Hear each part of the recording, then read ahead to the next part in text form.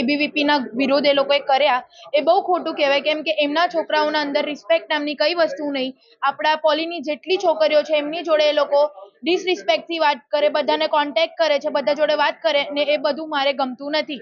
ને અમે આપણે એબીવીપીના જે મેન છે એમને મેં કહેવા માંગુ છું કે એ ડીન જોડે વાત કરે ને એમને ડિટેન કરે ને એમની આઈડી પ્રૂફ માંગે કે એ લોકો અહીંયા કેટલા વર્ષથી ભણે છે ને ડિટેન છે તો એ લોકો કેમ આવે છે, ને સિક્યોરિટી ગાર્ડ પર એક્શન હોવું જોઈએ. જે પોલિટેકનિક ફેકલ્ટીમાં જે મારામારીની ઘટના થઈ હતી એ મુદ્દાને લઈને આજે વિરોધ કરવામાં આવ્યો છે અને એના બીજા દિવસે જે 40-50 જણનું ટોળું આવ્યું હતું એનામાં આ એનએસયુઆઈના લુખ્ખા તત્વો અહીંયા એને પોલિટેકનિક ફેકલ્ટીમાં જે મારામારી કરે છે એનો વિરોધ આજે કરવામાં આવ્યો છે અને જ્યાં સુધી આજે નિરાકરણ નહીં આવે ત્યાર સુધી અમે વિરોધ કરીશું અને એનએસયુઆઈ પર આજે કડક ને કડક એક્શન થવું જોઈએ.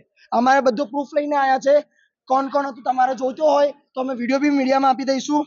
આ બધા એનએસયુઆઈના લુખ્ખા તત્વો, આ બધા એનએસયુઆઈના લોકો જે અહીંયા એને 40-50 નું ટોળું કરીને ફર્સ્ટ યરના વિદ્યાર્થીઓને મારે છે એ કેટલું યોગ્ય છે? એટલે એના પર આજે ડીન સાહેબ કડક ને કડક કાર્યવાહી કરવામાં આવે એ તમારી વિદ્યાર્થી પરિષદની સ્પષ્ટ માંગ છે. ડીન તરફથી જણાવવામાં આવ્યું છે છેલ્લા 4 દિવસથી એકની એક વાત કહે છે કે કમિટી બેસાડીએ છે, પણ ગયા વર્ષે બી ભૂતપૂર્વમાં બી કમિટી બેસાડે છે પણ એનો કોઈ નિરાકરણ આવતો નથી. આજે બી કમિટી કરે છે પણ એનો કોઈ નિરાકરણ આવવાનો બી નથી. એ વિદ્યાર્થી પરિષદને ખબર છે.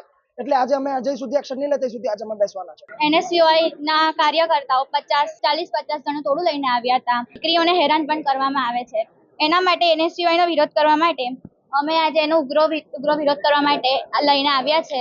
તમે આઈડી પ્રૂફ માંગો લોકો પાસે.